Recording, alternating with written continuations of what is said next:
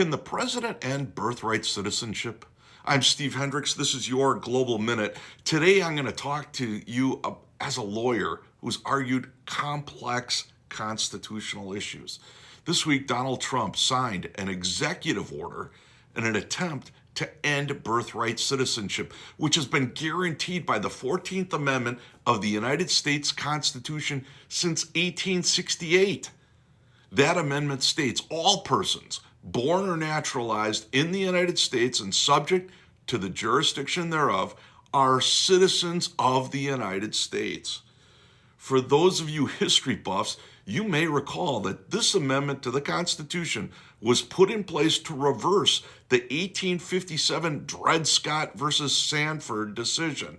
That case denied citizenship to black people and upheld slavery in the United States. But Trump argued that this 14th Amendment doesn't apply to everyone born on American soil, particularly the children of undocumented immigrants and certain temporary residents. According to this executive order, these children could be denied U.S. citizenship even if they were born here. Now, this isn't the first time someone has tried to end birthright citizenship. Since the early 1990s, Republican lawmakers in Congress have introduced bills to restrict it, although none of those have ever passed out of committee. These attempts have typically hinged on the argument that the 14th Amendment's reference to jurisdiction should be interpreted as allegiance to the country. They argue that children of temporary residents or undocumented immigrants don't owe allegiance to the United States and therefore shouldn't receive citizenship. However, the U.S. Supreme Court has already addressed that issue in 1898 with the case United States versus Wong Kim Ark. The court ruled that children born in the United States to foreign parents are citizens, establishing a century-long precedent that Trump's order attempts to reverse.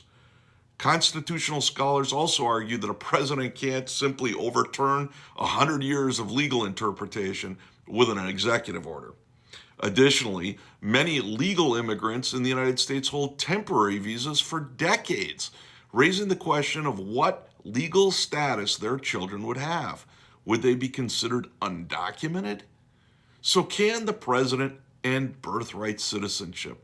Legally, it's highly unlikely that this executive order will hold up in court. It faces serious legal hurdles, including the strong precedent set by the past Supreme Court decisions.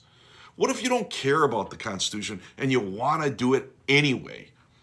If birthright citizenship were to end, we would see a growing class of second-class residents, individuals who live and work in the United States but can never become citizens. Countries that do not have birthright citizenship have exactly that problem. Is that the way to make America great again? My takeaway on all this, that dog don't hunt. I'm Steve Hendrix for your Global Minute.